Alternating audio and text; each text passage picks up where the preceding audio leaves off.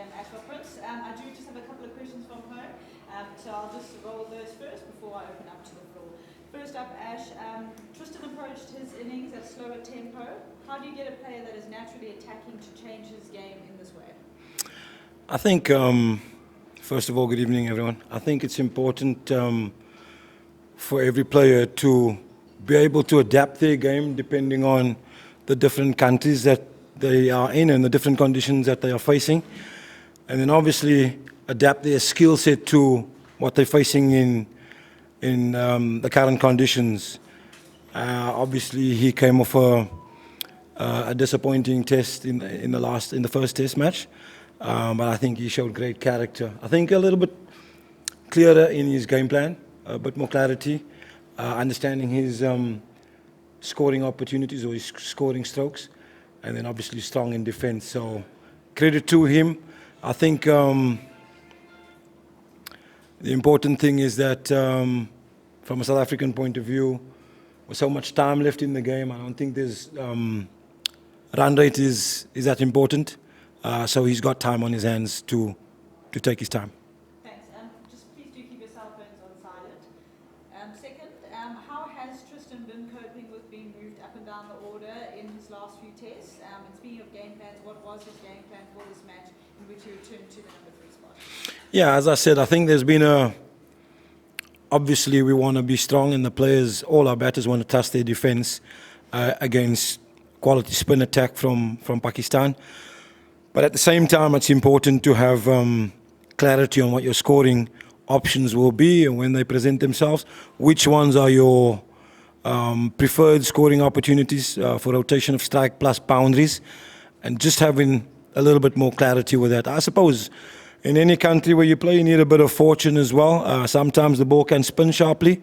You're hoping that when it spins sharply, it beats the outside edge. But credit to him, he's been pretty solid in defense, and he's been quite positive in terms of his footwork, back and forth using the crease. And when he wanted to hit the ball in the air, was commitment in that for taking the aggressive option. So he's gone pretty well, and I'm sure he'll rest well tonight and try and be ready to go again tomorrow. And then just the first part of that question, just how's he been coping with being moved up and down the order? Just one moment. Please, guys, do keep your cell phones on silent. Thank you very much. Yeah, I think he sort of sees it as a great opportunity to be able to go in at number 3 in these conditions. We've always seen him as a player who's got a pretty decent game against spin. And so the opportunity to move up the order, I think, is a great opportunity for him, and he's grabbed it with both hands. We've seen the stats in his different batting positions. He's got a pretty good average at number 3. So he kind of likes it in that position. But whether he continues in that position, obviously, in the future, it will be determined by where we play, conditions that we face, etc. And then lastly, before I open up to the floor, there's a twofold question. Tony has been very successful in the subcontinent. Is there room to adopt an approach that the number 3 changes depending on the conditions? So, for example, Tony in the sub, Vian, and or someone else outside the sub. And then second to that is what makes Tony so strong here in the subcontinent other than the sweep job? I think the number 3 position, I think as a batting group probably would fluctuate in terms of where we are playing or which countries we are playing. Vian Mulder has been in that position in the recent past and done reasonably well under different conditions. When we come to the subcontinent, we obviously, just like in the bowling department, equally with the batting department, we have to marry people in terms of horses for courses. Tony is a really good player of spin. He sweeps well, reverse sweeps well, uses his feet well. And because he's a good player of spin, we don't necessarily want him to be at number 3. We only have 2 left-handers with Rickleton and the Zorzi in a top order, and then we have Mutasame coming on later on. So ideally, you kind of want to stagger your left-handers in between your right-handers. So at the moment, he's coming in at number 4, which kind of suits us because we have Rickleton at the top, and then at number 4, you have another lefty, Then we have Mutusami coming in later, so we've got the left hand is kind of staggered in the lineup, which helps us with the balance. I think most of the questions I wanted to ask have been asked, but with the last half hour and the 2 wickets that fell, do you think that colors the day slightly in terms of what you thought might be a very good day for South Africa and now is more in the balance? Yeah, the last 2 wickets is not ideal. But a wicket falling or the partnership being broken with about 25 minutes to go, we know that starting your innings under these circumstances, under these conditions, is probably the hardest part of your innings. And then when you only have 25 minutes to bat, you're probably not certain how much attacking to do or how much defending to do. A guy like Brevis would, in his whole first-class career, not have had to bat in those circumstances many times in his career. And then under these types of conditions, you know, it's quite a challenge. So it's not ideal that we lost the 2 wickets, but I'd still say a pretty good day for us. Do you think in terms of the scoring rate and the way South Africa approached the innings today, do you think it will be more of the same tomorrow, or could South Africa maybe try and get these runs a little bit quicker? Well, I don't think with 3 days to go, it's necessary to go a lot quicker. I think the important thing is for every batsman who goes out there to find his natural rhythm of play. I think what we try and emphasize is rhythm of play, finding your tempo without, out there in the middle, and marrying strong defence with good scoring opportunities. I think it's important for all of them to know where their singles are, to understand which kind of boundary options they may be looking at.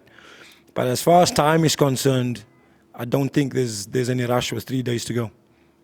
Pakistani spinners have been really accurate today, the 3 of them, as the ball starting to keep low as well. How do you intend to counter that in the morning session without losing wickets in the clumps as we saw in the first test match? Look, I think when balls keep low or balls explode, as a batsman, a lot of the time there's very little you can do about that. What we're talking about in our game plans, in our strategies, to make strong positions. Get yourself in a strong position, and should it be a strong reaction from the surface that gets your wicket, there's not a lot you can do about that. Put yourself in a good position to play defensively, but always having a mindset of scoring or attacking. So first prize is to score runs. Second prize is to be in a good, strong defensive position. Right. Coming to this test match and losing the first test for 93 runs and dropping 4 catches and then still restricting Pakistan to less than 350. What's your thought losing Pakistan losing 5 wickets in Clutter, 5 for 17 in the first and 5 for 17 in the second? So I think the batting conditions in both test matches have they're not unplayable, but they are challenging. And we've seen on both teams that if you apply yourself well, if you find rhythm in your batting, then you can score. But we've also seen with both teams that when new batsmen come to the crease, it's tough to start. So if you're facing a bowling attack that's on point, meaning they're quite accurate, when new batsmen are coming to the crease, it can be really difficult for the batters because you're not getting a lot of loose balls, you're not getting a lot of opportunities to rotate the strike, and the bowlers are on top of their game. When bowlers are on top of their game at the start of your innings, you can lose a cluster of wickets. But when the batters find rhythm, you can have big partnerships, as we've seen in this game and the previous game. And the second part is a bowler who captured 11 wickets in the first test match, Mutusami, didn't bowl. Yeah, look, I think obviously we had our first choice spinner available. He bowled 42 overs, took 7 wickets. Mutusami, probably by his own admission, would say that he wasn't quite, he didn't start as well as he would have liked. Then we have another 4 bowling options in the team. I thought Marco Jansen and KG Rabada, albeit they didn't pick up a lot of wickets, bowled really well. I think the captain did a pretty good job of rotating his bowlers. We do 2 last questions in the front, and then we'll try. This is Arslan Ash, Islamabad. We observed that the behavior of the pitch is before the lunch is different and after. Your bowler Maharaj took 7 wickets and become the second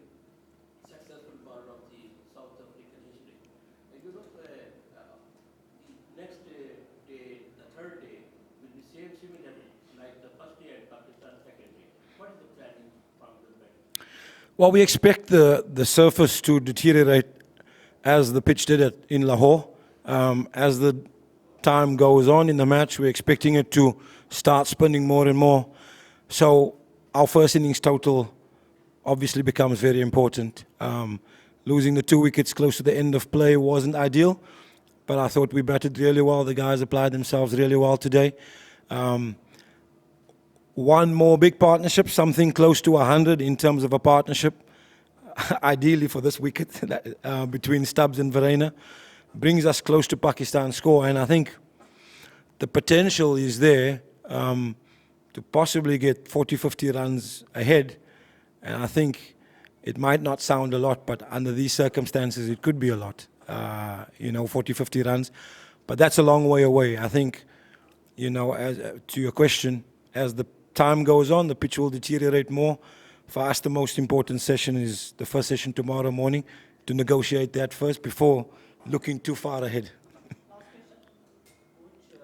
How difficult does your job get on a tour like this in terms of preparing your batters psychologically when you know that the pitches are going to be very supportive towards spinners?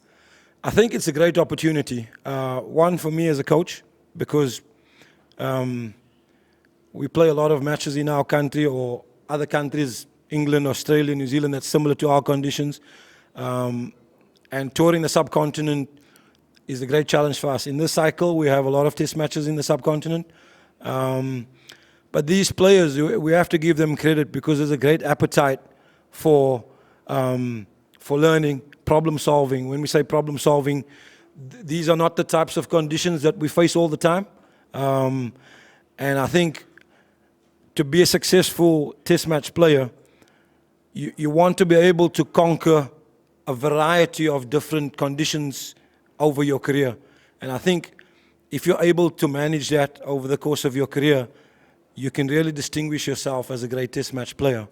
And like I say, I've got to give credit to our guys that on a daily basis, there's a great appetite for learning and for solving problems that are maybe different problems to what we face at home. And so far, it's going okay. Great. Thank you very much, everyone. Thank you, Ashwell. Thank you. Thank you.